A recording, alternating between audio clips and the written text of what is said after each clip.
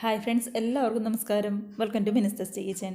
അപ്പോൾ ഇന്നത്തേത് ഒരു അപ്പത്തിൻ്റെ റെസിപ്പി ആട്ടോ. നമ്മുടെ ഗോതമ്പൊടി ഉപയോഗിച്ചുകൊണ്ട് ഏറ്റവും എളുപ്പത്തിൽ ഒരു 10 മിനിറ്റിൽ റെഡിയാക്കി എടുക്കാൻ പറ്റാവുന്ന ഒരു കിഡിലൻ അപ്പത്തിൻ്റെ റെസിപ്പിയാണ്. അപ്പോൾ ശരിക്കും നല്ല കുത്തുകളൊക്കെ വന്ന് നല്ല പഞ്ഞി പോലുള്ള അപ്പാട്ടോ നമ്മൾ റെഡിയാക്കി എടുക്കുന്നത്. അപ്പോൾ ഗോതമ്പൊടി കൊണ്ട് ഉണ്ടാക്കിയതെന്ന് പറയുക പോലും അത്രയും നല്ല സൂപ്പർ ടേസ്റ്റ് ഉള്ളതാണ്. കണ്ടത് കാണുമ്പോൾ തന്നെ നിങ്ങൾക്ക് അറിയാൻ പറ്റും എത്രമാത്രം ടേസ്റ്റിയാണെന്ന്. അപ്പോൾ എല്ലാവരും ട്രൈ ചെയ്ത് നോക്കുക. ഒപ്പം തന്നെ റെസിപ്പിയൊക്കെ ഇഷ്ടമാകുന്നുണ്ടെങ്കിൽ ഒന്ന് ലൈക്ക് അടിച്ച് മറ്റുള്ളവരിലേക്ക് ഷെയറും കൂടി ചെയ്യാനായിട്ട് മറന്നു പോകരുത്. അപ്പോൾ തന്നെ സമയം കളയാതെ നമുക്ക് നേരെ വീഡിയോയിലേക്ക് പോയിട്ട് എങ്ങനെ കിഡിലിനൊപ്പം ഉണ്ടാക്കുന്നതെന്ന് കണ്ടു നോക്കിയാലോ.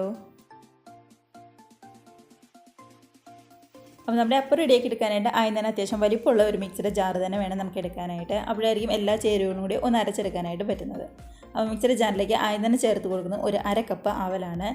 ഇപ്പം ഞാനിവിടെ എടുത്തിരിക്കുന്ന വെള്ള അവലാണ്. തീരെ കനം കുറഞ്ഞ പേപ്പർ അവൽ എന്നൊക്കെ പറയില്ലേ, അതേപോലത്തെ അവൽ ഒരു 1/2 കപ്പ് എടുത്തിട്ടുണ്ട്. ഇതിനകത്തേക്ക് തന്നെ നമുക്ക് വേണ്ടത് 1/2 കപ്പ് തേങ്ങ ചിരകിയതാണ്. അപ്പോൾ തേങ്ങ ചിരകിയത് കുറച്ചും കൂടി ഉണ്ടെന്നുണ്ടെങ്കിൽ നല്ല ടേസ്റ്റ് ആയിരിക്കും. അപ്പോൾ 1 കപ്പിൻ്റെ അടുത്തൊന്നും വേണ്ട, ഒരു 1/2 കപ്പും കുറച്ചും കൂടി നമുക്ക് ചേർത്ത് കൊടുക്കാം. അപ്പോൾ എപ്പോഴും തേങ്ങ ചേർക്കുന്നത് ഏതപ്പത്തിനാണെങ്കിലും നല്ലതാണല്ലോ.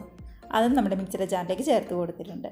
ഇനി ഇതിലേക്ക് ഒരു 1/4 കപ്പ് വെള്ളവും കൂടി ഒഴിച്ച് നമുക്ക് നന്നായിട്ട് തന്നെ ഒന്ന് അരച്ചെടുത്തുകൊണ്ട് വരാം.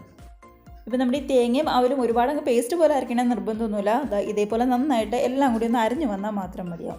അതിനുശേഷം ഗോതമ്പൊടിയും കൂടി ചേർത്ത് അരയ്ക്കുമ്പോഴായിരിക്കും നല്ലപോലെ തന്നെ സ്മൂത്തായിട്ട് നമുക്ക് കിട്ടുന്നത്. അതിന് വേണ്ടിയിട്ടാണ്. അപ്പോൾ നമ്മളിതിങ്ങനെ ആദ്യമേ തന്നെ അരച്ചെടുക്കുകയാണെങ്കിൽ കുറച്ചും കൂടി എളുപ്പമുണ്ടാവും പണി. നന്നായിട്ട് തന്നെ അരച്ചെടുത്തിട്ടുണ്ട്. ഇനി ഇതിനകത്തേക്കാണ് നമ്മൾ ഒരു 1/4 കപ്പിൻ്റെ അടുത്ത് ഗോതമ്പൊടി ചേർത്ത് കൊടുക്കുന്നത്. അപ്പോൾ 1 കപ്പോ 1/4 കപ്പോ നമ്മുടെ ഇഷ്ടത്തിനനുസരിച്ച് നമുക്ക് ചേർത്ത് കൊടുക്കാം. 2 കപ്പൊന്നും ചേർക്കണം കേട്ടോ. നമ്മളിപ്പോൾ എടുത്തിരിക്കുന്ന ഈ അളവിന് ഏകദേശം ഞാനൊരു 1/4 കപ്പാണ് ചേർത്ത് കൊടുത്തിരിക്കുന്നത്. അപ്പോൾ 250 ml കപ്പിനാട്ടോ ചേർത്തിരിക്കുന്നത്.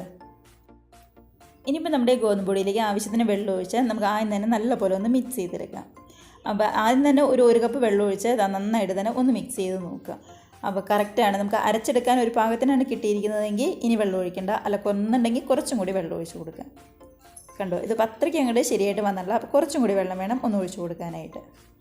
അപ്പോൾ വെള്ളം ഒഴിക്കുമ്പോൾ ഒരുപാട് ആദ്യമേ തന്നെ വെള്ളം ഒഴിക്കരുത്. ഞാനിപ്പോൾ ഒരു 1/2 കപ്പ് വെള്ളം ഒഴിച്ചിട്ട് നന്നായിട്ട് തന്നെ ഒന്ന് മിക്സ് ചെയ്തെടുത്തിട്ടുണ്ട്.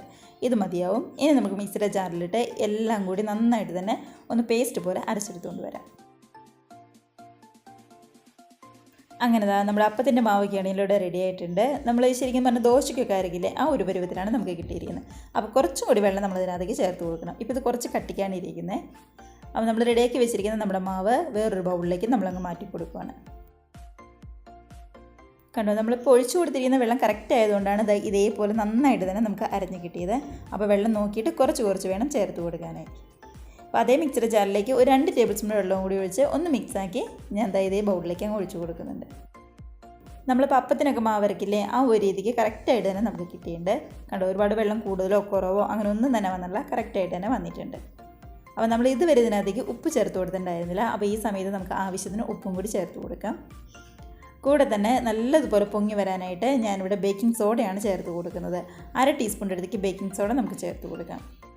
നമ്മളിപ്പോൾ ബേക്കിംഗ് സോഡയ്ക്ക് പകരമായിട്ട് ഈസ്റ്റോ അല്ലെങ്കിൽ റെസ്റ്റ് ചെയ്യാനായിട്ട് കുറച്ചധികം നേരം വെക്കുകയോ അങ്ങനെയൊന്നും തന്നെ നമ്മൾ ചെയ്യുന്നില്ല. ഒട്ടും തന്നെ റെസ്റ്റ് ചെയ്യാൻ വെക്കാത്തതുകൊണ്ട് തന്നെ ഒരു 1/2 ടീസ്പൂണിൻ്റെ അടുത്തേക്ക് ബേക്കിംഗ് സോഡ ചേർത്ത് നല്ലപോലെ ഒന്ന് മിക്സ് ആക്കി എടുത്താൽ മാത്രം മതിയാവും. നല്ല പഞ്ഞി പോലുള്ള അപ്പം നമുക്ക് കിട്ടും. അപ്പോൾ ഇത്രയേ ഉള്ളൂ നമ്മുടെ ഗോതമ്പപ്പത്തിൻ്റെ റെസിപ്പി എന്ന് പറയുന്നത്. ഏറ്റവും എളുപ്പത്തിൽ തന്നെ റെഡിയാക്കി എടുക്കാൻ പറ്റാവുന്ന ഒരു മാവും കൂടി കേട്ടോ. അപ്പോൾ നമ്മുടെ തേങ്ങയും അവലും അതേപോലെ തന്നെ ഗോതമ്പൊടിയും കൂടി മിക്സിയുടെ ജാറിൽ ഒന്ന് കറക്കിയെടുത്താൽ മാത്രം മതിയാവും. വെള്ളം ഒഴിക്കുമ്പോൾ കുറച്ചൊന്ന് നോക്കിയിട്ട് ഒഴിച്ചാൽ മാത്രം മതിയാവും. ഒരുപാട് കൂടിപ്പോയി കഴിഞ്ഞാൽ പിന്നെ ഭയങ്കര ബുദ്ധിമുട്ടായിരിക്കും. അതുകൊണ്ട് നോക്കി കുറച്ച് വെള്ളം ഒഴിച്ച് ചെയ്തെടുത്താൽ മതി.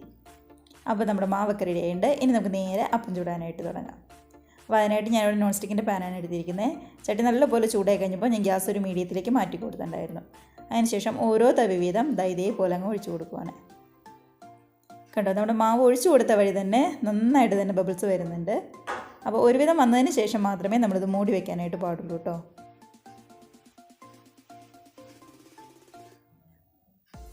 അങ്ങനെ നമ്മുടെ പഞ്ഞു പോലുള്ള ഗോതമ്പപ്പം ഇവിടെ റെഡി ആയിട്ടുണ്ട്. അപ്പോൾ നമുക്കിതൊന്ന് എടുത്ത് നോക്കാവേ. നമ്മൾ അപ്പത്തിന് മാവ് ഒഴിക്കുമ്പോൾ ഒരുപാട് അങ്ങ് ഒഴിച്ചു കൊടുക്കേണ്ട. ഈ ഒരു അളവിൽ കറക്റ്റ് ഈ ഒരു ഷേപ്പിൽ പരത്തിയെടുത്താൽ മാത്രം മതിയാവും. അപ്പോഴായിരിക്കും ഇതേപോലെ നല്ലപോലെ തന്നെ ബബിൾസ് വന്ന് നമുക്ക് കിട്ടുന്നത്.